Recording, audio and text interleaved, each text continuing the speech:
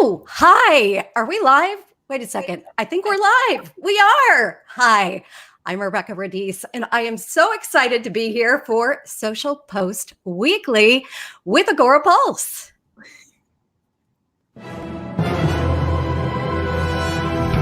It's Social Pulse Weekly, brought to you by Agora Pulse. With this week's special guest, Rebekah Radice. Discussing this week's hottest topics and latest developments in social media marketing. With your host, Jennifer Watson. Here's Social Pulse Weekly. Hi, everyone. Happy Friday. Now, who doesn't love Rebekah Radice, right? Like, could anybody else kick off the show like that? Welcome, everyone, guys. Thank you so much for being here. Happy Friday and happy last day of January. It feels like the 57th day of January, the 70th day of January. It feels like we talked about this earlier in a meeting. January feels like a Monday, like the entire month. It's kind of crazy, but it's been a really great month for us and a lot of people. So welcome to the show. Hopefully it's been a great start to 2020 for you. And just like it's a two-way conversation. We want to know who you are, where you're joining us live from, and what was your biggest achievement of the month? That's what I want to know. I'm excited to hear that. But welcome everyone to the show today. Hopefully you're doing great. And we have an awesome show with Rebekah and also Ian Anderson Gray, who is our show sponsor. A special shout out to him. He is overseas. It is like 7:00, I think, for him. So it's after dinner. Ian, hopefully you've had dinner already.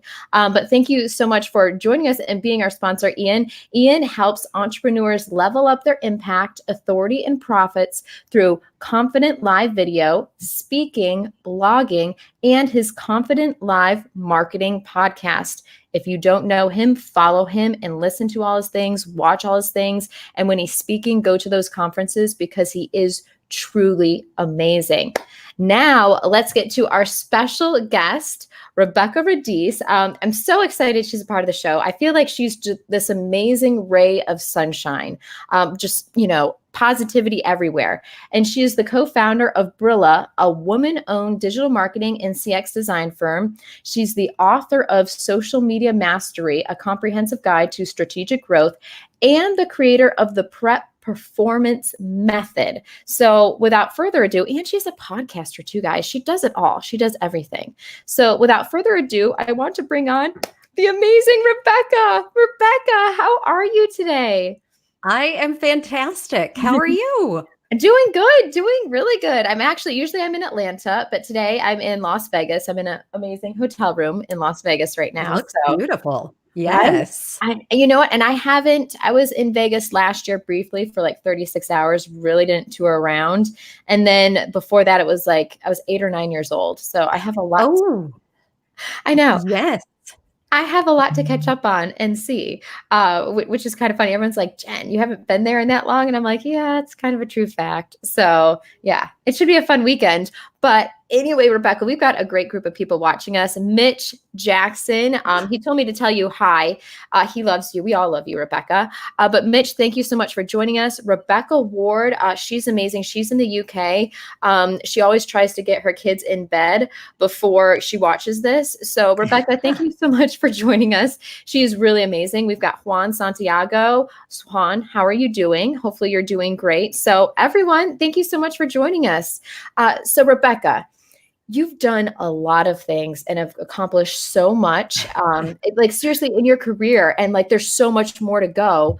Can you tell us a little bit how you got started in the industry and kind of involved in everything? That's a great question. It's a whole long sordid story, like I'm sure so many of us have, as our path, goes from here to here to here. But really my background is communication. So morning radio and a little bit of TV is where I started.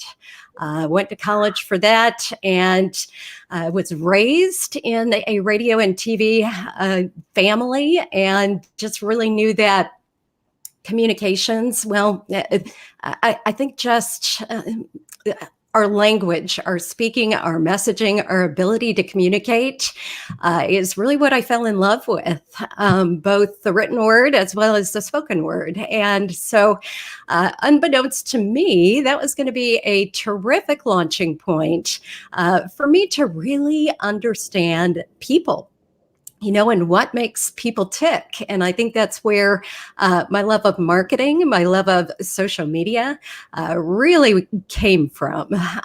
It was just getting to know people, getting to know their needs, getting to really understand how we can help people, how we can be of service to people.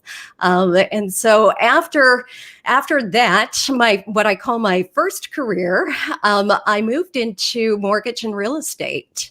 And this was a whole different world for me, but really my first foray into entrepreneurship, into business ownership. And so did that for a bit of time and moved into the world of real estate, really Better Homes and Gardens real estate, where I helped them with their online presence. So kicking off their social media presence. And then from there moved into the SaaS world. So it's been a bit of an evolution for me in just marketing every different aspect. So marketing from a local level, marketing at a brand level, and then getting into the startup world. And marketing from that perspective, and now back to entrepreneurship. So all of it has come around in full circle, but so much of it was born out of me really needing to understand how to market my own business, me really wanting to understand how I could help others market their business.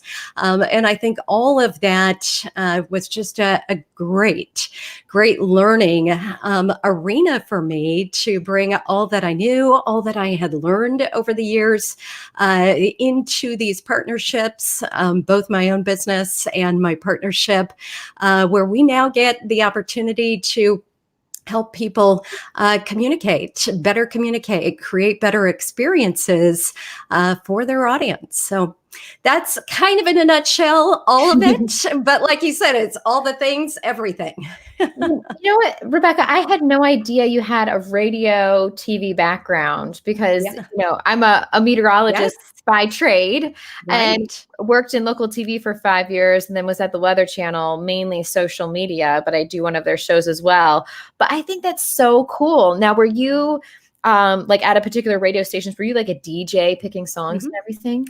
Yep. I did the morning show. I had a partner, and it was a top 40 radio station. The cool part was the radio station was owned by the ABC affiliate, which is why I got to do TV as well, whenever there was an opportunity. But yeah, like I said, I think unbeknownst to me, it was just a great way to set myself up for really getting in tune from a brand perspective with how to speak with people. And I mentioned that my dad was also in radio. And so, I always joke that when I was growing up, I didn't have a dad that read to me. I had a dad that had me read to him, and then he would critique me and he would say, now, would you really say it like that? Would you really talk to somebody if you were standing in front of them in that way? Or would you use this term? Or would you just make it a little bit more conversational? And so all of that, I think beautifully and wonderfully set me up for a lifelong career of communication, because truthfully, that's what marketing is all about. That's what branding is all about. That is what we do on social media every single day. And I love to be able to work with companies that are struggling. And I think we all do this at some point, of really understanding who their audience is, really understanding how to make that one-on-one connection. And that's something else that radio really taught me is, as you know, you're talking to no one. You're talking to dead air. And very true. Yeah. And so there's a bit of fear or trepidation, I think, when you first get into that of, oh my goodness, how am I going to carry on this conversation? And pretty quickly you figure out, well, I could talk to a wall if I wanted to, and that's kind of what you're doing. And so, again, all of that I think really set me up for loving what I do, but also really understanding, as I said, what it is that people need, that our audiences need, and being able to help people strip away their own fear and trepidation of, what do I say? What do I talk about? How do I encourage interaction? How do I get people engaged, whether it's over on my blog or in my email marketing or onboarding or whatever the case might be? It's just all conversation, right? It all begins and ends with that first hello and that conversation. Oh, I love that. And your whole Brad said it perfectly. Brad Friedman, he was just like really interesting journey. And Ian Anderson Gray said he had no idea that you had that TV radio background. And so many people are saying you're so amazing and you're wonderful, Rebekah. We've got Troy. It's his birthday. Happy birthday, Troy. I can't believe you're joining us. This is so exciting. And he said you're two of the powerful and inspirational lady bosses I look up to. So Troy, we look up to you too. You're truly amazing and you're truly wonderful. Danielle Fletcher just joined. Danielle, thank you so much for joining us. And interesting hearing you talk about learning how to communicate with especially TV and radio. Because I remember in school, through broadcast meteorology, they're like, would you tell your friend the weather like that? You got to break it down, And it's so funny because you're just with a camera, even though you're broadcasting to like thousands of people, you still have that intimate relationship, or you're trying to. And it's such a difference speaking on stage in front of people than at a camera when you've got a camera guy and or it's just you in the radio studio. So, but I can just tell from, just how you interact with people, Rebekah, that it makes sense that you have that background. I don't know, it's so fascinating. I love it. Well, and it's definitely a connection that you and I have, and I can see it in your interactions too. I think you get comfortable with talking to nobody but everybody all at the same time. Yes, this is very true. This is very, very true. And I think finally though, but it's so crazy because I've had a couple people say, Jen, you can instantly grab the phone and go live or do whatever. And I'm like, well, I've been doing this for 10 years. Once you do that, you'll get used to it. And some really good advice from Sean Cannell and even Brian Fanzo too. If you're nervous or you just don't like seeing yourself on camera, shoot Instagram stories. Do it make a point to do one every single day. It's not live, but shoot and get used to seeing yourself on camera and seeing yourself talk, and you'll get a lot more comfortable fast when it comes to live video or anything else. So that's a great tip. And another one I would highly recommend is just talk things out. Watch yourself. And it can be a little uncomfortable when you're first starting and you don't like to listen to yourself. But it really does help with your inflection. As you know, if you're not on camera and people are just listening to you, say on a podcast, the inflection or your tone, your mannerisms may not come through. So it can really help if you listen to yourself, talk those things out, say things over and over again. And then you'll find too that you get more comfortable with it, where all of a sudden it just almost becomes automatic, where you can say that same thing over and over again, but in a little bit different way, and maybe a little bit more relaxed, a little bit more comfortable. And then you'll start to see you can begin to inject stories too, which is at the heart of all of our communication. And I don't know about you, Jen, but that was one of the hardest things for me. Oddly enough, I could talk about anything except myself. And I had a really hard time telling those stories. And I connected with just an amazing, amazing coach here in the LA area. She actually coaches all of the stars that you see on the big screen, when they've got to go into a very unique and special character, and they have to tell a big story, something that's not their story, but a very personal story. And so she helped me. I went to her specifically as a speaker to say, I need you to help me pull stories out of myself because it was just so difficult. And so I would just really encourage people, as you are getting yourself on camera, as you're getting a little bit more comfortable with listening to yourself, that is all going to translate into better stories, better communication in every aspect. So you'll start to see that even your responses to emails or your responses on social media will become easier. They'll become a little bit more effortless than I think sometimes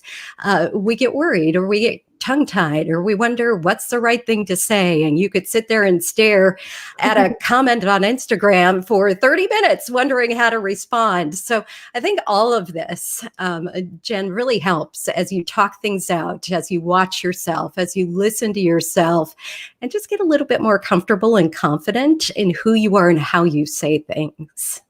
I love those tips, and I love kind of the experience you got there, Rebekah. And really quick, Mitch Jackson had to go, so he had to go back to court. Mitch, thank you so much for joining us. And he said, you just have to start, right? Like push the damn button, like Brian says. You just so true. That is exactly right. Yeah, I am a perfectionist. I don't like the way I look. I'm just like, I hate seeing myself on camera. And I've had to just get past it. You know, I'm like, my hair's not perfect, or I just feel like I don't look good. You just have to throw that out the window. And I love what you talked about where you had the coach say that you had to tell a personal story. I think a really good way to, instead of just get out of your head and feel like, oh my gosh, like presenting, sit with a friend and videotape yourself telling them a personal story like you were just talking about of yourself, and just watch how much more relaxed you are, and you're talking or caring about the story, not about the audience. You know, you're just like in what you want to get across, and it is about the audience too, but you're not so in your head worried about everything. You're caring about the content that you're trying to get across to the audience. So I think that could help and be a really good tip too, but that's in part from, you know, your coaching and everything. So I think that's so awesome, Rebekah. That's so cool. And practice, practice, practice. And when it comes to live, like I had a commercial server crash during a live news broadcast once, and it was like, so we had no commercials, there was no way to prep video, and so they popped me, they're like, Jen, give another forecast, and I'm like, okay. And so like they saw me like 6 times, but you know, you have to be prepared for anything, and everyone has mechanical problems, sometimes technical issues, you know, and just, you know, it happens, and just move forward, move past it, you know. I mean, well, it shows that you're human. And you know, you said you're a perfectionist. I joke that I'm a recovering perfectionist, which of course there's really no such thing. But it's hard to get past the over preparation and the over worrying, but you can get to that point where you can at least be a little bit more comfortable in the fact that things are going to go wrong. And that is totally okay. In fact, those are the moments I find that people really connect with, where all of a sudden something like what happened to you, you know, something goes wrong and you've got to juggle or tap dance or, you know, whatever the case might be, just to fill space. And those are the moments where they're a bit impromptu. You're probably going to talk about things off the cuff that you wouldn't normally talk about. And so just be prepared for those too, that there are times with technology, what can go wrong is going to go wrong. And it's okay. It's okay. Yeah. You know, there's this saying, I'm probably going to get it wrong, but a mentor of mine who was Irish, she used to say, they can kill you, but they can't eat you, which is the weirdest saying I have ever heard. But I always internalize that to be that we can let things eat us alive. We can let things just kill us on the inside because we Yeah. feel like we made a complete fool of ourselves, or we tripped on the way out on the stage. Yes, I have done that. You fall apart on air because something happens and you burst into tears, or you say something that you shouldn't have said. Yes, there is a second 7 delay on radio because of that, because some of us swear on accident. Um, and it just happens, and you dust yourself off and you get back up and you move on. And I find that you learn from that stuff. You stand in that moment and you say, okay, that sucked, I don't want to do that again. But I survived. And so it's kind of fun too to get on the other side of that stuff and recognize that it could have killed me, but it didn't. Yeah. And I'm still here. Yeah, you just have to keep rolling, and just, you know what, it happens Yep. to everyone, and just put that smile back on your face and get that confidence back and just go with it. And Yeah. Ian, we've got Jenny Brennan joining us from Ireland. Jenny, thank you so much. I love you, Jenny.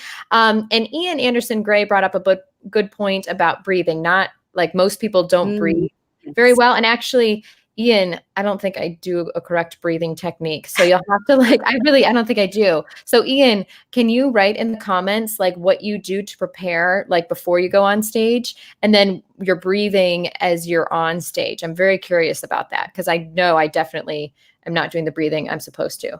It's all diaphragm. That's what I've heard. And sometimes I get so excited. I'm like, I'm like, let's talk about this. And then it's not, from the diaphragm. Oh my gosh, Rebekah, we could talk about this forever. I love you. You're amazing. Well, we have so much in common. I think it's easy. It's like, okay, well, let's move on to the next topic that both of us seem to have done at some point within our career. No, and it's funny. And so for everyone watching, Rebekah and I have this is the longest we've ever talked together.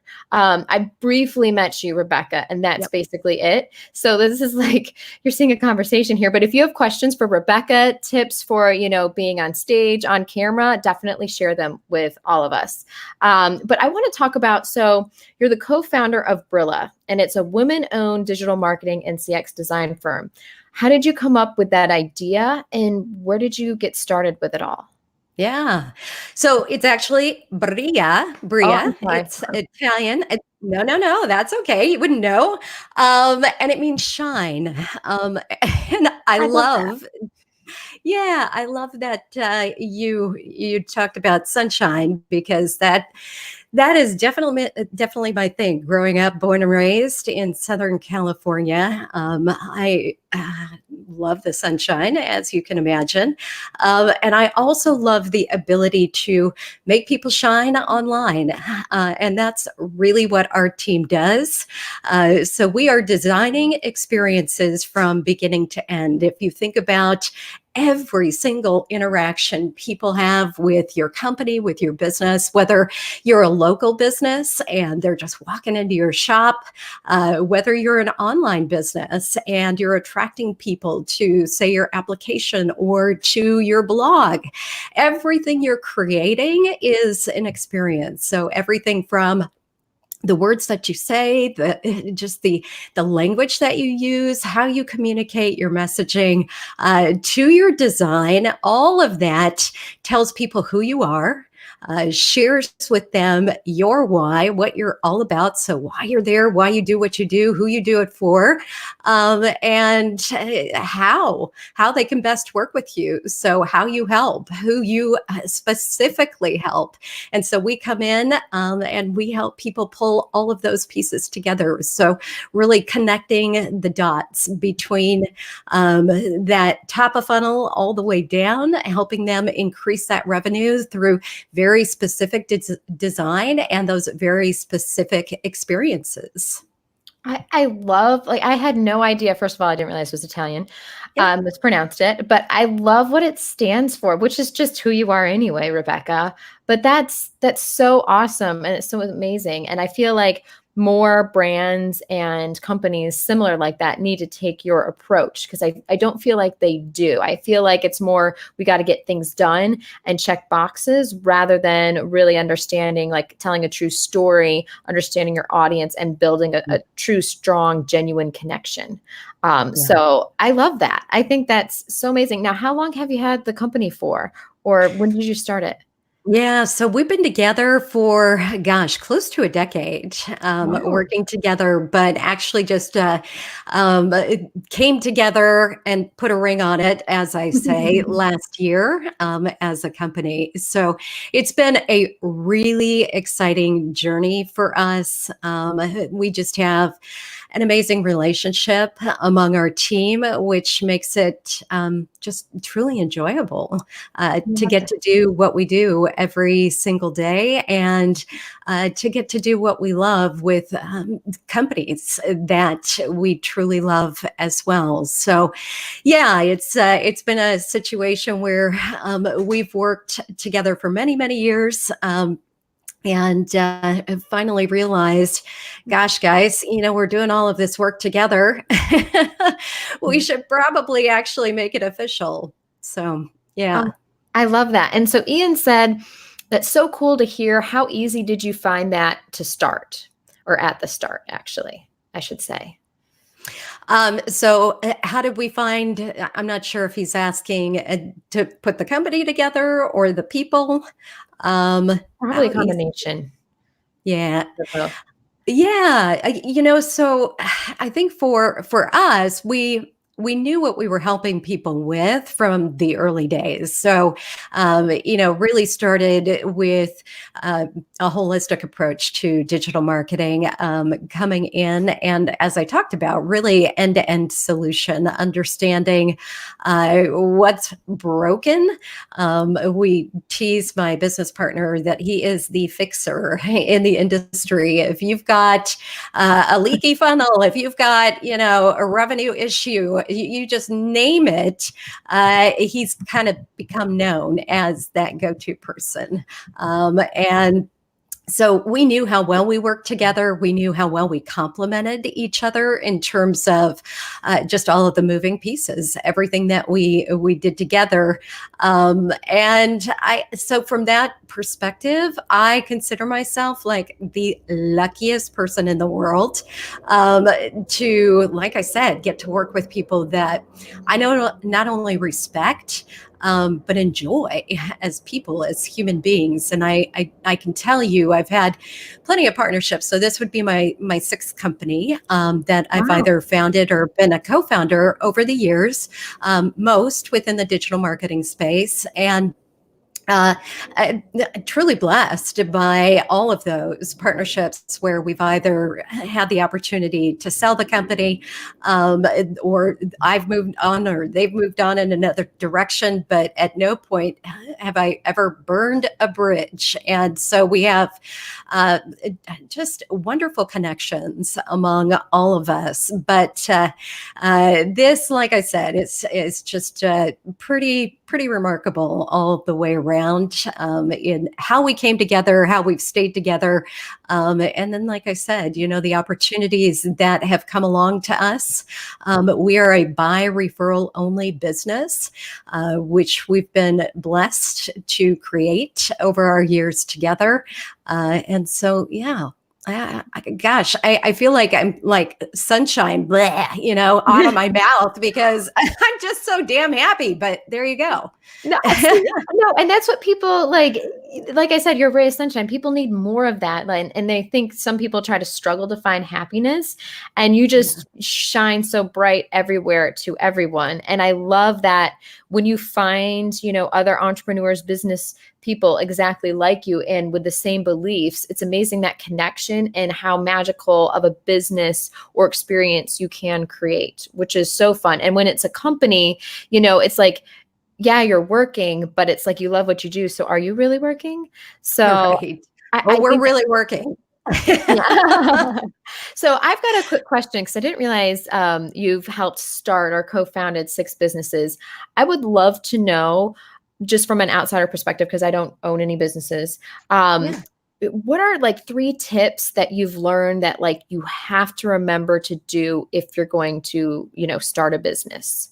What are the 3 big things that like, oh, darn it, I wish I had done that when I started these 2 companies, or I learned this from starting this company? Like, what are the 3 things like I gotta always remember to do? Yeah, that's a really good question, and there's some hard lessons to learn in there. I think one of the biggest ones is find a need you can fill, but make sure there's a market for it. Because we can love to do something, but it doesn't mean that there's going to be people that love to buy, what you're offering. So it's really doing your due diligence, do your homework, and know that there is competition. Competition can be a really good thing because it points fingers at the fact that there's a market that has a need for what you potentially have to offer. So really do that market research. And if you're not good at it, work with somebody that is, that can dig in and truly understand what is it that you're going to be doing? What is it that's unique to you? What is it that makes it incredibly valuable to that audience? And then figure out, what does that pricing model look like? Because that's a big one. You can ask your friends all day long, hey, I'm going to start offering XYZ business. But when you ask them to put their money where their mouth is, that is where, as that rubber hits the road, as we talk about, where you really learn if people are going to buy what you've got. So it's that, then finding that market fit. So understanding what is your pricing, understanding what is that need, and then really understanding who your market is and what they're going to be willing to pay for what you have to offer. Those would be 2 big ones that I didn't do enough of in the beginning days of getting started. It was like, okay, we're super excited about doing this thing. We know we can do this thing and we can do it really, really well, but doesn't necessarily mean there's a market for it, or there's people that are going to be willing to pay for it. Because what we found in the early days in my first company was the market just, they weren't prepared to pay for that type of service. I think it was in the early days of digital marketing, early days of social media. So you really have to get inside the head and then inside the heart of your audience to really understand, what is it that is that struggle every single day? What is it that is the problem that you're solving? And then understand how you're going to do it better than anybody else. As we know, there is a ton of competition out there, and we are extremely transparent in this online world, this digital age that we live in. So if you're a fake, if you're a fraud, if you're trying to fake it till you make it, it's just not going to work. I know that was a big thing many years ago, but yeah, these days you got to know your stuff. You got to be able to prove it. You got to be able to lead by example. You've got to be able to do what you do, do what you say, be the model, your best client within your own business, because if not, people are going to figure that out pretty quickly. So I think that would be my last one is do something that you're passionate about, that you love, and that you're just really good at. And then surround yourself with people that are even better than you. And that is my other big tip is finding those partners, finding those people that complement you in ways that your weaknesses and their strengths. And you can really help each other fill in those gaps. I think that's the other thing I've really learned over the year is how important it is to find those right people that you can lean on, that you trust implicitly, that will always have your back, and that are going to promote and support the health and the growth of your company. But they're also going to be that mirror of truth, which is on those tough days or those days where you just don't want to face reality within your business, they're going to kind of shine that light back on you and be that voice of wisdom or truth or honesty, whatever that might be, because we all need that within our business. It gets pretty lonely as an entrepreneur. At least it can if you don't have a lot of people to surround yourself with. And I think that the last piece has really been key for me. It's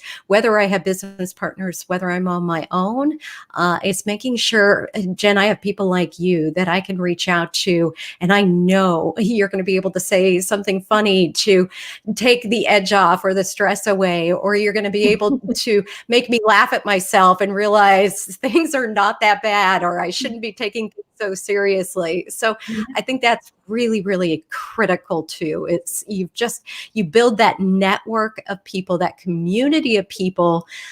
You mentioned Mitch Jackson. Mitch is most definitely one of those for me. Just an amazing guy. An amazing community builder. And no matter what time I ping him, anywhere I ping him, he is there. He is ready to jump in with advice or just offer, maybe some wisdom that I need, whatever the case might be. But yeah, I think that was a little bit more than you were asking for, but those are my learnings along the way. Rebekah, that's exactly what I wanted and more. Like, those are amazing tips. Like, I love it. And just for everyone that's watching, like, I sent Rebekah 13 questions, and like they were in-depth questions too. And I think my boss and producer Mike were just like, oh my gosh, Rebekah's like, geez, Jen, how much time is your show? But and I told her before at the beginning or right before the show began, I was just like, I have these questions, but I love it when the conversation flows organically. And that's what it's been doing. And I love that. I didn't have that question in there, but I wanted to ask you. So I'm thank you so much for answering, because those are such great tips. And Ian kind of mirrored what you said. Just because you love it doesn't mean you can sell it, which is very, very true. Yep. And so what have you found, just really quick? So let's say you've got an idea, and this is a question from Danielle. They were like, okay, so how do you know if there is a market for your business idea? Like, where do you do that research to try and find out, is this really going to sell? Yeah, there's a lot of different ways you can go about that, but it really comes down to competitive analysis. So start with a tool like BuzzSumo. Start with a tool just like Google search, and start to search for those keywords. So what is it that you're looking to offer? If you are thinking about starting your own ice cream shop in the Los Angeles area, get hyper specific about your area, about your community, your neighborhood, and start to troll them in a really positive way. You want to see what they're doing. You want to take a look at what does their website look like? How are they speaking with their audience? So read through their copy. How are they positioning their business? So how do they talk about their business? Does it feel like a business that you would want to do business with? That's a really important one. And now start to look at all of their other copies. So go to their blog, go to all of their videos, see if they're on YouTube, take a look at all of their social channels. Now you want to take a look at how they're interacting with their audience. So everything from what they post, what type of content do they share, what level of engagement are they getting with their audience?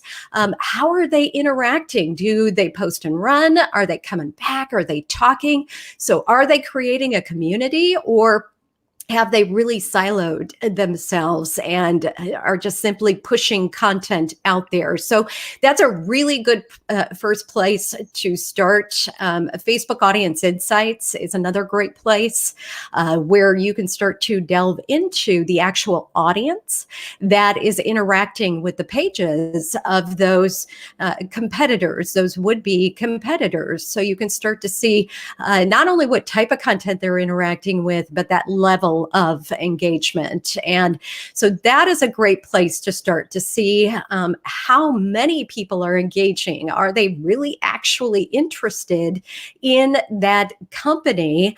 And there's a variety of different ways. SEMrush is another terrific tool, one of my favorite tools for doing a deep dive analysis into their traffic, really understanding how much they've got going on. So how much traffic is coming to their website? What does that traffic look like? What are their keyword structure look like? So it starts to give you an idea of what that would look like for you as well, but also giving you an idea as to how much audience is actually out there.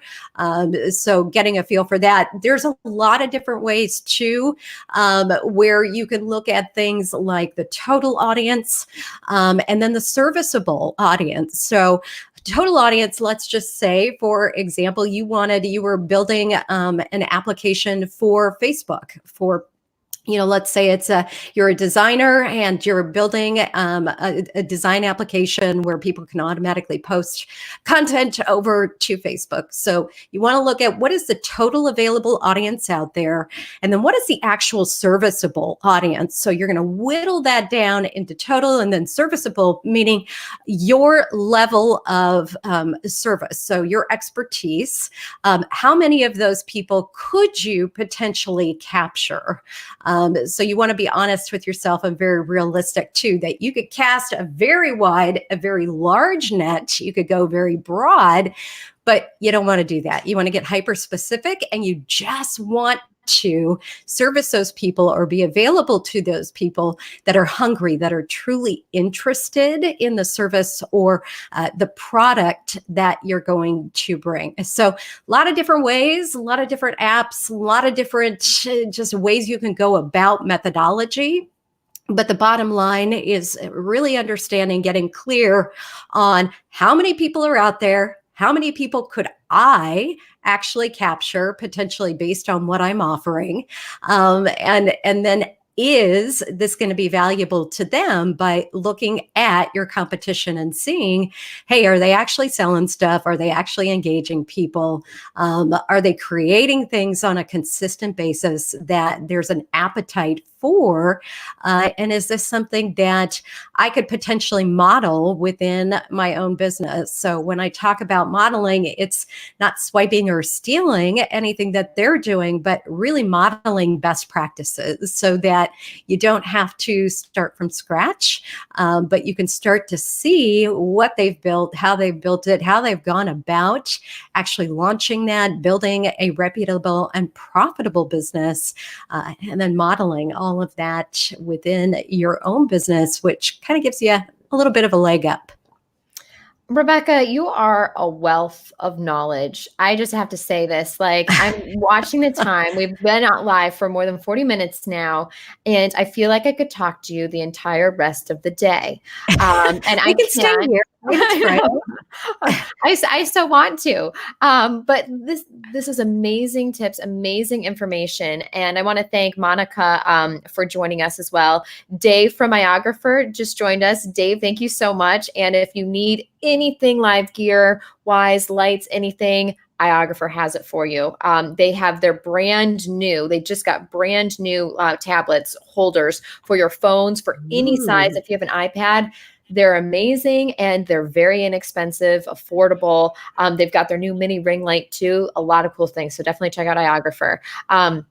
But these are such great tips. Like whenever I think of an idea, Rebekah, and I'm like, I think I want to start this, I think about Shark Tank and sometimes how they like break things down. I'm like, but I thought it was a good idea. Or I talked to a couple of friends and I'm like, I guess it isn't, or no one would pay for it. You know, you have to think of what uniqueness do you bring to it, you know? Yeah. So I love everything you said. And I also love what you said earlier about surround yourself with people that know things that you don't know, or that are smarter than you or have more experience than you. I think life coaches, mentorship, masterminds are so powerful. And I've recently discovered how powerful they are when they're non-judgmental, and literally you can ask any question and you don't feel like you're not scared to ask a question because you're like, I don't want to ask a silly question. So Rebekah, I love all this. This is Oh, thank you. I've loved being here with you. And, it's so funny because you were talking about that list you had sent over. And I was thinking, I was like, good grief, how long is this show? We're going to talk all day, which is perfectly fine with me. But I don't think we've talked about one single thing that was actually on there, which is fun. Yeah, but no, I think it's so hilarious. We did, we answered like 2 questions, which is fantastic. And I do want to ask you though, I'm going to ask you a couple more questions and then we're going to get to some fun news and a little trivia.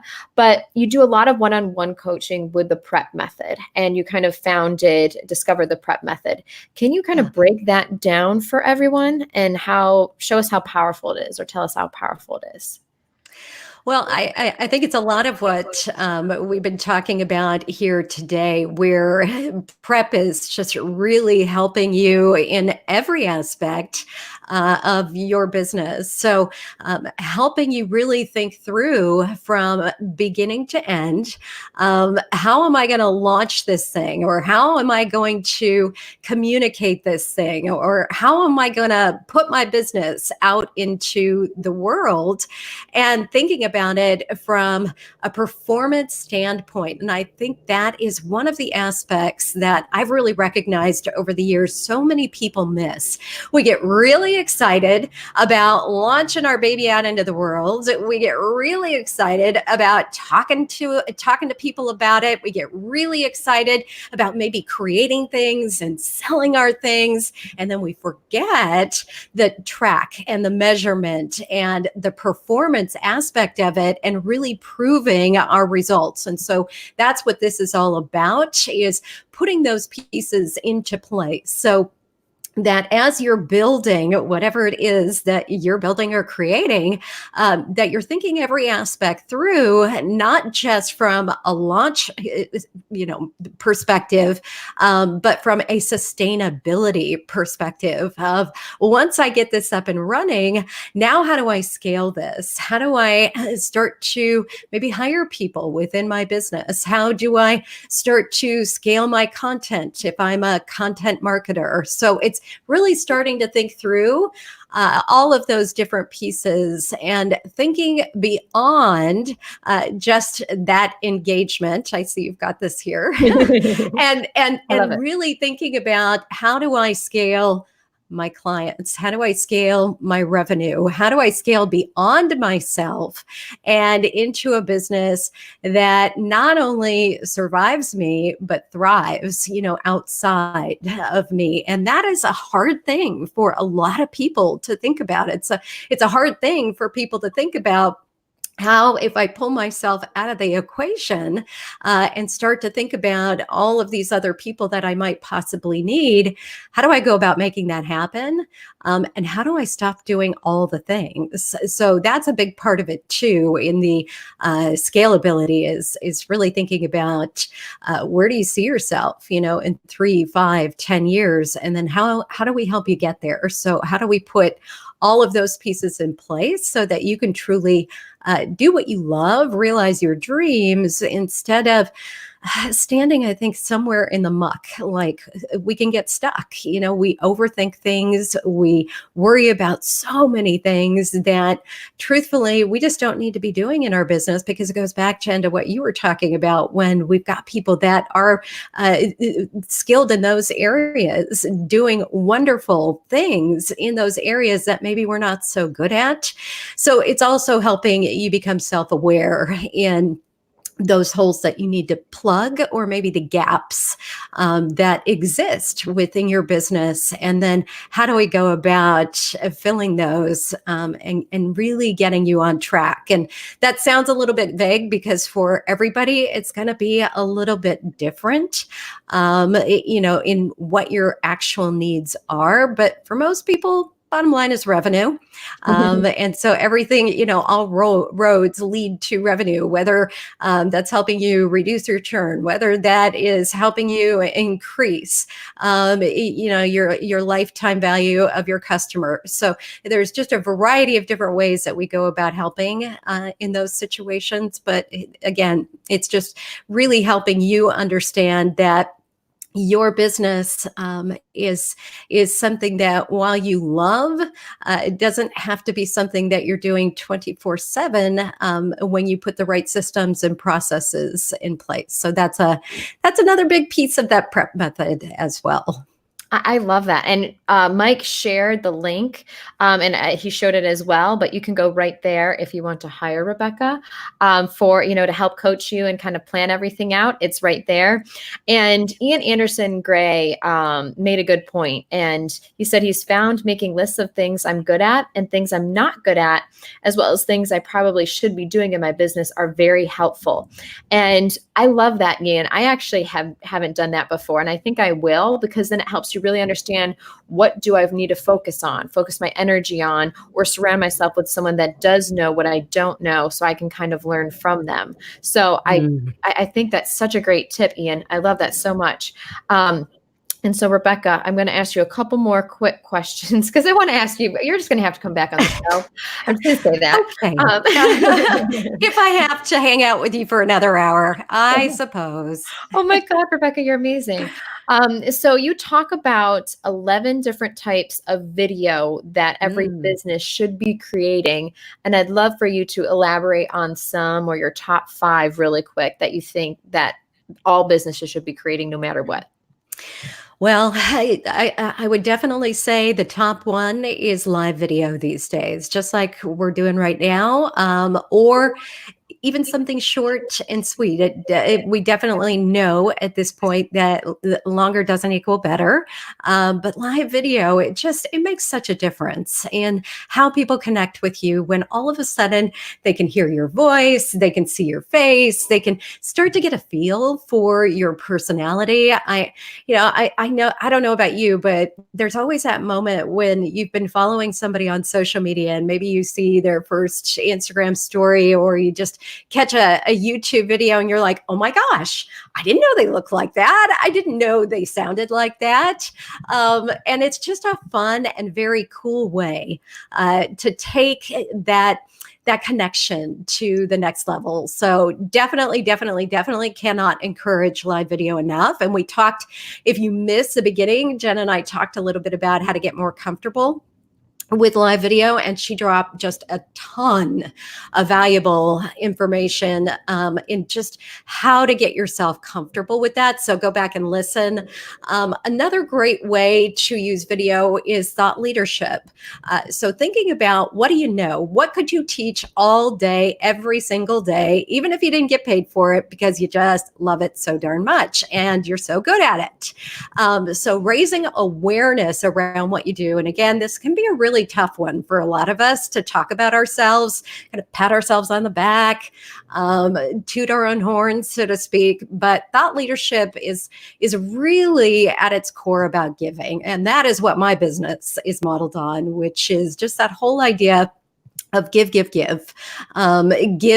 your thoughts, give your expertise, give of your knowledge, because that is what's going to connect people to you. Because, people are making decisions every single day about you and your competition, and who are they going to gravitate towards if you're offering a very similar product or service. Well, it's going to be the person that humanizes their brand. It's going to be the person that they are just naturally attracted to. And then one of my other favorites is how-to videos. So if you're in a business that needs to do a little bit of show and tell, that needs to be able to show people maybe how to use your app or your tool, or how to do something within your business, these are really, really great Webinars are another great use of video. Again, this kind of goes back to if you do something that other people would love to learn, webinars are a great opportunity for you. Also a terrific top and middle of funnel within marketing, either to drive more traffic from an awareness point of view, or as people are getting to know you, so kind of nurturing that relationship and then moving people down into that activation. So bottom of the funnel. And then don't forget about branded videos, which are very specific to your business. So videos that, again, are very particular to what you do. So to your product, to your service, and really help you differentiate yourself. So they're helping you show not just what you do, but how you do it, your heart behind, what you do and who you serve, how you help.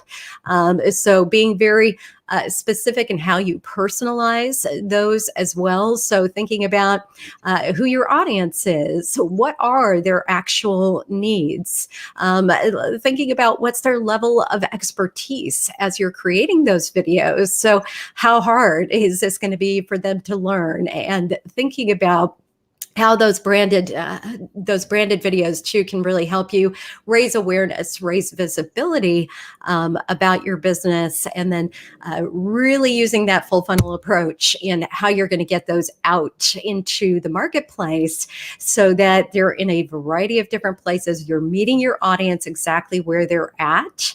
And then, as I mentioned, you're also using all of that content to really nurture that relationship, create more conversation, and draw people closer to you as they get to know you a little bit better. And then as you move them into that funnel, they start to raise their hand and say, me, I need what you have to offer. And I think that's really the beauty of video, is that it speeds up that buying or that decision-making process because of that direct connection to you, to your business, and to your brand. Rebekah, yeah, we're definitely bringing you back on the show because that is amazing advice, amazing tips for video. And I've always been a live video advocate just because it's the only way. It's just such an amazing thing because you are connecting with people around the world. You're having a two-way conversation. And it's so priceless for any business to understand your audience, what they like, what they don't like about your services or your product, or just to build a stronger relationship and community and connection. And all those different types of videos, though, are so important. Digital storytelling, I feel like, is so big. And I feel like every brand company has their own story to tell and nobody hears it. But when you tell your brand story and the passion behind, the people that founded the company and its workers, it's amazing how it humanizes your brand in a way that you're just like, wow, it's going to draw people to your brand and use your product rather than away or using another tool or something else. So Rebekah, I love those tips and everything. So amazing. And Ian Anderson Gray said, we were talking about tips for, live video and speaking. He says he loves Sam Ashdown's blast formula for live video content, behind the scenes, local spotlight, a day in the life, sneak peek tips and advice. So yeah, I'm not familiar with that. Thank you, Ian. I'm going to have to check that out. Yeah, I'm not familiar with it either. So yeah, Ian, I love that you shared that with us. And for anyone else, I would love to know, for all of you that are watching, what has been your top performing video, or what was your top performing video of 2019? I'd love to know that, whether it was live video, it was digital storytelling, anything like that. I would love to know. Mary, thank you for joining us. She loves using live video too. Yes, I'm such an advocate of it. And it's scary sometimes pressing that button in your live, but just do it. We're all people. Anything that you could imagine has happened to me live on TV or even in live video too. When I was working at the Weather Channel doing live video on hurricanes, things happen and it's okay, So just get back up and start going again. So really quick, Rebekah, as we're approaching the top of the hour, I would love to know what 3 apps you cannot live without, whether it's productivity, whether it's content creation. What are the go-tos where you're just like, I use this all the time? Yeah, it's hard. It's hard to narrow it down to just three, but definitely Agora Pulse. And I don't say that just because we're here. I and my team absolutely use it every single day.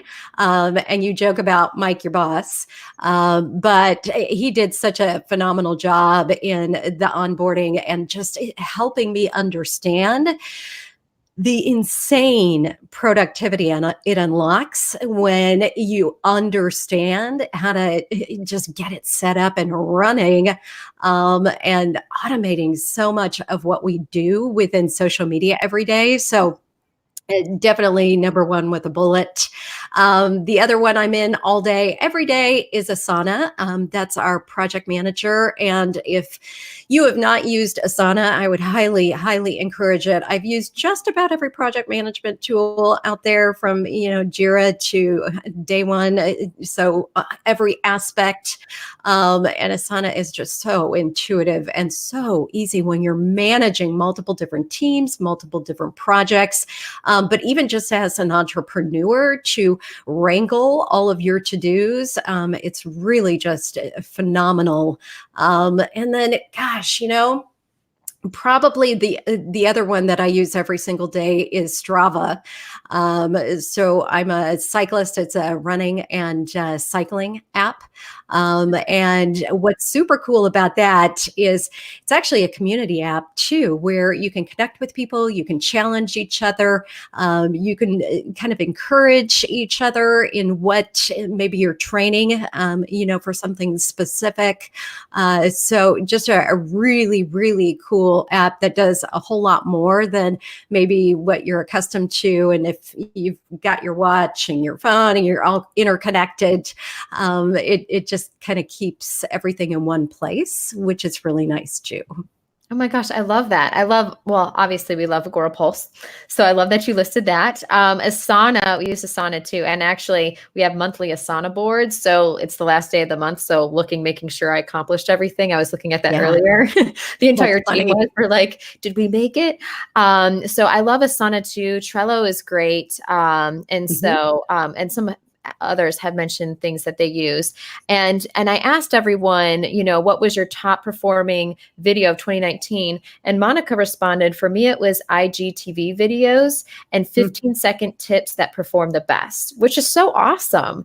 And Monica is amazing. So if you are not following her on Instagram, do it. It's all best practices. You will see her doing what she's talking about here every single day. She's sharing videos, she's doing stories, she's just pushing herself. And I really admire that, knowing that that wasn't completely her comfort zone. I had the opportunity to meet her in Chicago speaking at an event. And so I just love that. I think it really does give us all the ability to strip away some of that fear and that concern and just get out there and do it.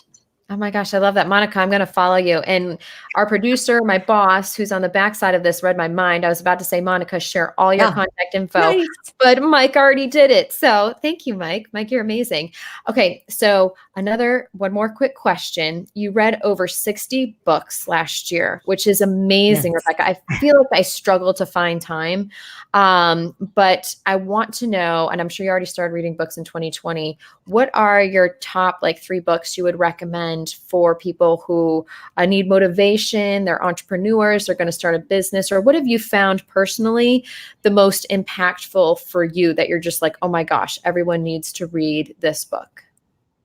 Well, I'll tell you what, I've got a little hack to this real quick. So a few years ago, I'm an avid reader, but I was finding that I was letting it slip and not making the time for reading. And so, as I mentioned, I'm on my bike every morning. I actually have the ability, since I'm in the LA area, to be outside most of the time.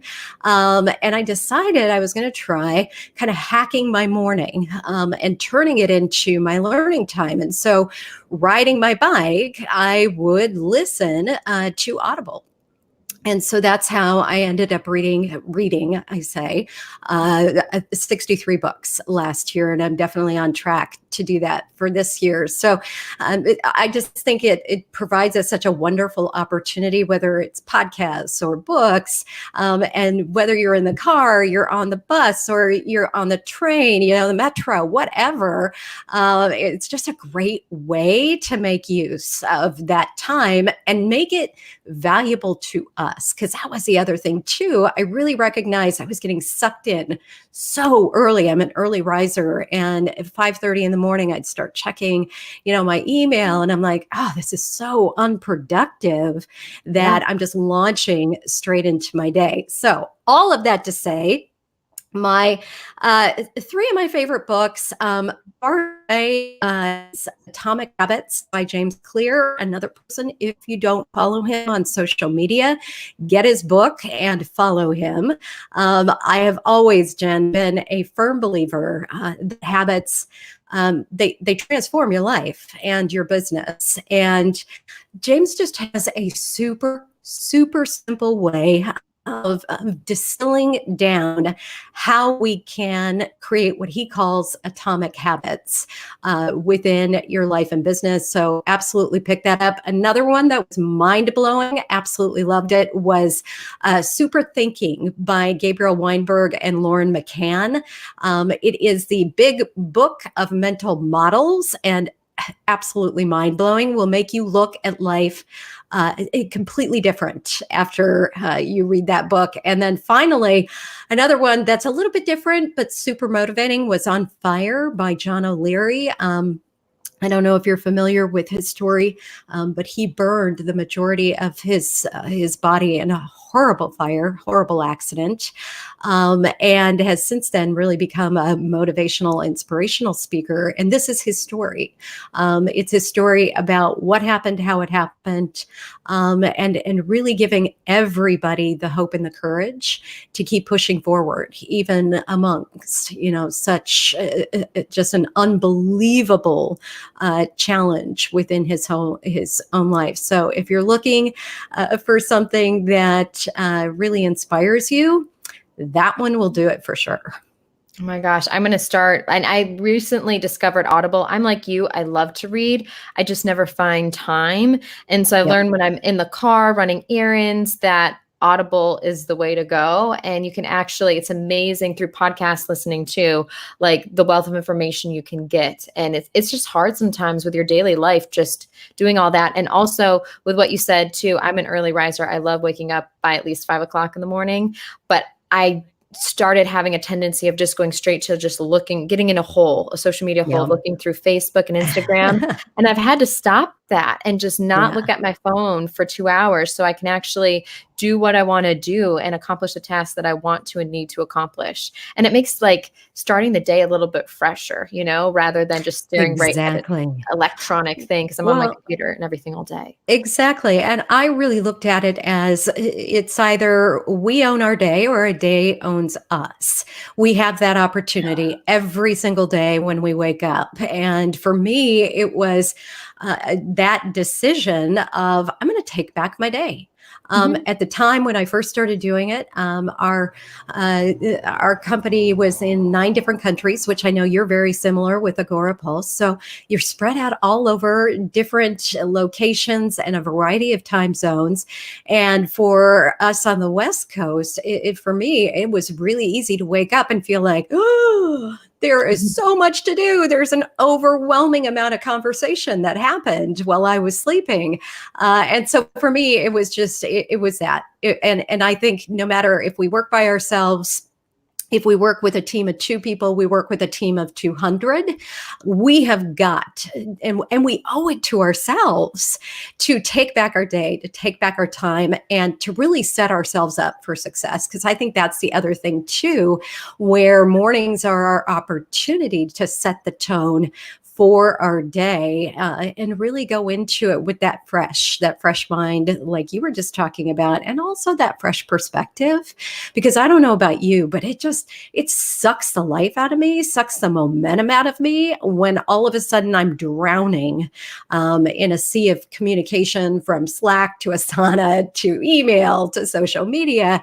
There's so much coming at us, and it can feel draining and overwhelming. And so for me, this was just, I think, really a way to take that back. I love that. And that's something that I've recently discovered myself, because I have the Slack app on my phone, email, all that. Like, I know instantly when I get a message. And the thing is, like, as soon as I get something, I'm like, it's like 9 o'clock at night. It's okay. I don't need to look, but I'm like, I'm going to look, I'm going to respond. I'm going to do, you know, like it's really hard to turn off and focus on something else. And so that's been a struggle, like, for me for a while, but I'm finally getting into a place where I am taking back my day, and it's an amazing feeling, and will change your whole mindset and your whole outlook on everything. So Rebekah, oh my God, I love that. And really quick to Danielle, she's a podcast driving and podcast cleaning. That's what she does. I do the same thing when I'm cleaning like my daughter's bottles or like anything else. I'm just like, I listen to things, you know, which is helps make that go by faster too. And then Ian said, this is music to my ears. I sometimes feel like I am the only one that feels I'm drowning in messages. I need to unplug on a regular basis. Monthly retreats away from tech has been a life changer. That's a good tip. Or even like a day a month of just. It really is. And it's so incredibly important. And because we are always connected, as we used to joke about in TV and radio, we're always on. And it really is true, where you feel like you've always got to be available. You've always got to be that first one to jump in and answer a question. And there's something incredibly empowering about taking that back. And I have next to no notifications turned on my phone. It's iMessage and one other messaging application, and that's just because it's family and friends. Otherwise, it's nothing. And so that is, if I'm not on the computer working within my business, it's not going to suck my time away. When my husband said to me, Rebekah, we're going to put on your grave just one more thing, I realized I got to get control. I got to get control over this because it is. And Ian, oh my gosh, it's so true. It's just so easy to lose ourselves in all of it and not even realize we're doing it. Yeah, no, exactly. And Christine Gritman, Christine, thanks for joining us. She said, I recently discovered the unsubscribe button, and it's a beautiful thing. And yes, it is. And you kind of just, you know, I think about this too, Rebekah. I'm like, when I'm 80 years old, am I going to look back on my life and be like, I spent a lot of time on social, but did I actually, like, what were the feels behind it? What were my experiences, you know? So, God, I love that whole outlook and everything. And we're going to get to some news really quick, because we could literally talk the entire day. Rebekah, I love you. And so we're going to talk about the fact that, I don't know if you guys saw this or not, but Pinterest doesn't have any social accounts anywhere else other than obviously its own platform, but it just created a Pinterest creators account on Instagram. And basically it's going to help teach you how to engage and build an audience on Pinterest, which is kind of really interesting. They only have one post so far, but I feel I'm going to be following that, and I'm going to be really excited to see what kind of content they put on that. But that was kind of a fun, quick, all right, Pinterest is on Instagram now. Let's see what kind of content they push out or what they do. And if they do IGTV, I have no idea, but I think it's going to be really interesting. And then, so Twitter announced this earlier in the month that they are removing the Audience Insights tab from Twitter Analytics at the end of the month, or actually as of yesterday. I actually clicked and checked this morning, and I can still get in it. I don't know if you can, but they initially launched that back in 2015, where Audience Insights provides a more in-depth data on your profile followers, demographic, purchase behavior insights, all of that. And so that is going away and should be gone within the next day or two. And Twitter hasn't really provided any information on the next stage or the possible alternatives to that. But Twitter did add a new conversation insights feature to Media Studio last November. And so they may incorporate some more things into that, but that's just a thing to be aware of when it comes to looking at demographics, data, all that kind of stuff. But I can still get into it. So if you can and you want to find something, maybe do it now. And really quick, Byte. I'm interested if Rebekah, if you were into Vine, the Vine days, but Byte, the new version of everyone loved Vine, and it seemed like people fell off of Vine. And then once they announced it was going away and it ended, everyone was like so devastated, but they didn't really use it that much. But Byte just launched. And so it lets you shoot or upload and then share 6-second videos. Now, the tiny time limit necessities, it has no filter content. It's denser than the maximum 1-minute clips on TikTok. So it's a lot more condensed, and it comes equipped with standard social features like feed, explore page, notifications, and profiles. But right now, what's different between TikTok and Byte lacks the remixability and augmented reality filters that TikTok has, and the transition effects and some other features. So it's going to be interesting to see. They just launched like literally a week ago or less than a week ago. So I'm interested to see if Byte really becomes a thing and is a competition to TikTok or blows up. Just like, it's so crazy because I think all of us were shocked by how TikTok just blew up this year. And we're all thinking as brands, as companies, I guess we really are going to have to figure out, how are we going to get involved in this? Does this make sense? And maybe actually build a strategy. Because I have an account on TikTok. I haven't created a video yet, but I'm observing. And I think that's what a lot of people are doing. But yeah, agreed. Yeah. So I'm interested to see about Byte. I liked Vine, actually. I used Vine earlier. I did too. Yeah. Like I would say 2012, 2014, I was a big Vine user. Yep. So yeah, I'm very interested to see, what happens with Byte. And I'm interested to see downloading Byte as we speak. There goes Ian. So I'm interested to, of all of you guys, let us know what you think of Byte so far. Have you downloaded it? Did you use Vine back in the day? And also, Ian says he's still sad about Google Plus and Blab. I think we're all sad about Google Plus and Blab. Yes. Those were back in the day too, but I think those really gave a lot of us just the early stages as we were getting into live streaming, a terrific platform to get comfortable with live streaming back in the day when, Google Hangouts just came around and we were all just learning together and kind of fumbling through it and figuring it out, which has definitely been what TikTok has been. You said, so many people are just kind of sitting back and watching. I myself have done the same exact thing. So it'll be interesting to see how these evolve. I have not looked at Byte yet, so excited to do that. But it is kind of fun that we continue to evolve in the social media world and can all kind of jump in together and fumble around and figure it out. Yeah. And I think it's a lot of fun when you can collaborate or just be like, hey, have you tried this? What do you like?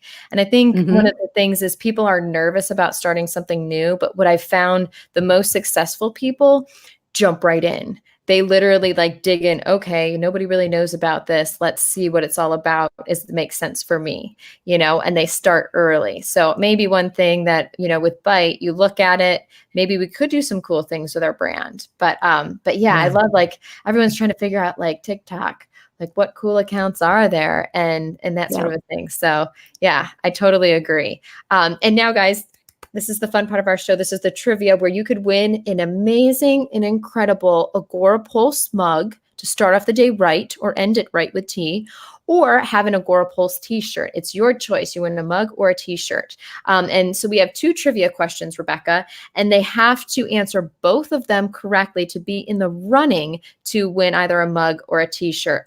So Promo did a study at the end of last year. They interviewed from ages like 15 to past 65, 500 people about their video consumption habits. And so according to that study, they found some really interesting stats. And one of them was kind of the AirPod effect, where a lot more people are listening to the audio videos, where, you know, the standing stat is 80% don't watch videos with the volume up, but that's kind of changing a little bit with the AirPod effect. So this is my question for you guys, or my trivia question. What percentage did they find that people prefer subtitles on their videos? And think about the AirPod effect too. Do 38% prefer subtitles on their videos, 46%, 52%, or 61%? So this is an interesting question. And so you can't Google it, guys. Don't Google the promo thing. We're trusting you guys. And when you answer, say like 1A, 1B, 1C. So we know that you're answering the first question. Oh my God, Mia Voss is with us too.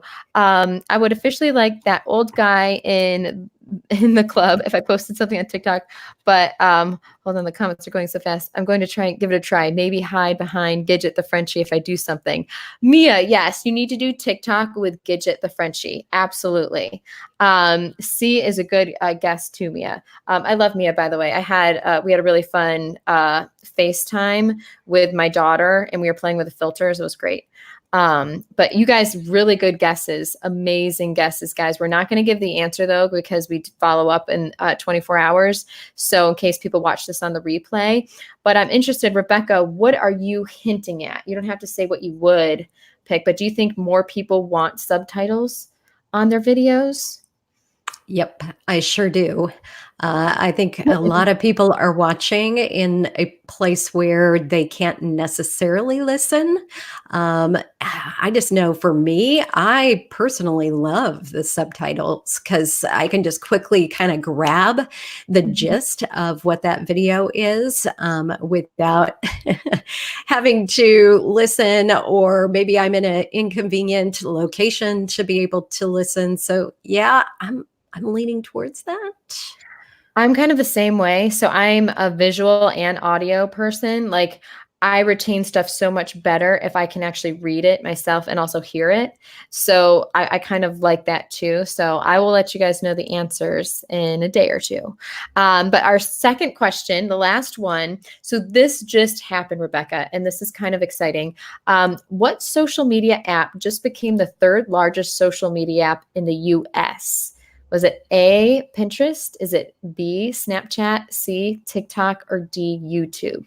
Again, what social media app literally just became the 3rd largest social media app in the US?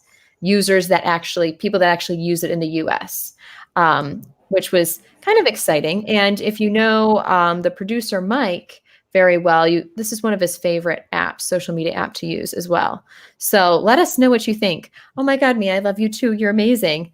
So Miss Rebekah Ward said C. Everyone's saying C. You guys, yeah, that C. I'm going to say no one got it right yet. That's not correct. But keep going, guys. If you know Mike Alton at all, he's a dreamer, and that's all I'm going to say. Think about that for a little bit. That is a great hint. That's what I know. You are totally cheating. I basically gave the answer away. I know what you do in your spare time. I know. Oh my gosh. Yeah, no, not TikTok. I'm going to stop talking. But that was a good guess, guys. It was manly Pinterest tips. Yeah. So I'm going to stop talking because I'm giving this away. I love you guys. I'll let you continue to think about that. What did Ian say? I don't know. I think Mike would be awesome giving silly. Yes. In your vest. I think TikTok, Mike, you could do it. Absolutely. Yeah, I gave away the answer, guys. I'm sorry. Or I'm not sorry. But Rebekah, oh my gosh. So we're almost an hour and a half. And I just want to say thank you so much for taking time out of your busy, busy Friday to just spend with us and share your knowledge with us, because you're one of those people, you know, when you go to conferences, you're just like, oh my God, like Rebekah, like I remember meeting you. I'm like, oh, you know, and I'm like, and I was nervous to have you on the show because I'm like, I kind of really look up to her, you know? So I'm just like, this is going to be so amazing and so exciting. And the conversation was was truly epic. And you shared so much that I'm going to be rewatching and writing down notes, because it's hard for me to take notes while I'm, you know, Yeah, a little difficult. Yeah. So Rebekah, thank you so much. And we're probably going to have you on the show again later this year. But you guys, she has an amazing book, The Social Media Mastery, a comprehensive guide to strategic growth. So you need to, and we'll have links for this too, you need to read her book. Again, Social Media Mastery by Rebekah Radice. So look for that. Also, her podcast, the Brand Authority Podcast, which is dedicated to helping entrepreneurs build a powerful brand online, and more, basically kind of sharing what she did today and that much more. So if you want to continue this conversation, read her book, listen to her podcast, you know, have her one-on-one coach you with the prep method, and she will change your life all around to an amazing, positive, every day is sunshine. So I'm using that as a testimonial. You totally can. You totally can. Now, Rebekah, tell everyone where else they can find you, follow you, the best way to get in contact with you, if they want to hire you, all that good stuff. Absolutely. Well, the easiest way is just right on my website, RebekahRadice.com, and you can connect with me on all of the socials. Same thing at Rebekah Radice. And yes, I would love if we didn't get to any of your questions, or you just in general have something you want to chit chat about, definitely connect with me and let's talk. And then I also, Jen, I shared with Mike a link. I just happened to ask my Twitter community yesterday what they're reading, and I have over 100 responses.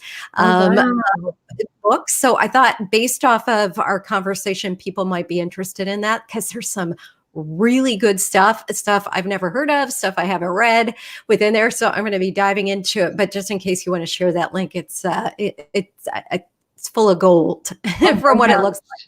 Oh, absolutely. Oh my God. I'm so glad you told us, Rebekah. Thank you. I love it when people ask questions and then it's just like, I will literally be like, oh my God. So writing this list down and have like a spreadsheet of books I need to read. Yeah. Or save. Yes. Yeah. That's exactly how I am. Oh my gosh.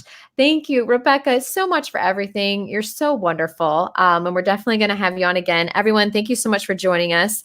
Next Friday, we have the amazing Brian Vanzo is joining us. So our digital futurist, we're going to talk and brainstorm with him about basically just about everything. He's a brilliant mind and forward thinker when it comes to strategy development. And if you're creating a marketing plan or social media strategy or anything like that, he's amazing at that. And he's got some other exciting things going on too. So we have Mr. Brian Fanzo. Also, next Wednesday, don't forget we have Social Media Lab Live. So this isn't our only live show that we do. We have our amazing lab scientist, Scott Ayers, who joins us or is live every Wednesday with Owen. And Owen Video, as you could say, noon Eastern. And they're going to be talking about, do text on images on Instagram posts kind of impact the post reach? So it's going to be a great conversation next Wednesday at noon. And that's going to be before our next live Friday at 2 p.m. But with that said, thank you guys so much for joining us. And again, a big, big thank you to the amazing Ian Anderson Gray for sharing his insight, for being our show sponsor, driving the comments, all of that good stuff. And guess what, guys? We are having Social Success Summit 3.0, over 30 speakers and sessions, and that's going to be spanned between the week of February 17th and 21st. We're so excited for it. Our amazing producer, Mike Alton, is putting that all together, and he's got a lot of exciting stuff there. So again, thank you guys so much. Make today an amazing day. Hope you have a wonderful weekend watching the Super Bowl, Groundhog Day if you're in the US, all that good stuff. But thank you guys. Have a wonderful Friday.